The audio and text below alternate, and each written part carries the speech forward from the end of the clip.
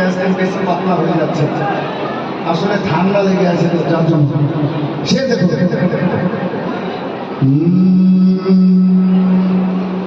ত্রিভুবনের প্রিয় মোহাম্মদ,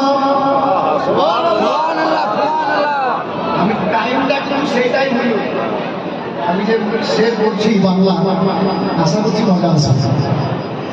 ত্রিভুবন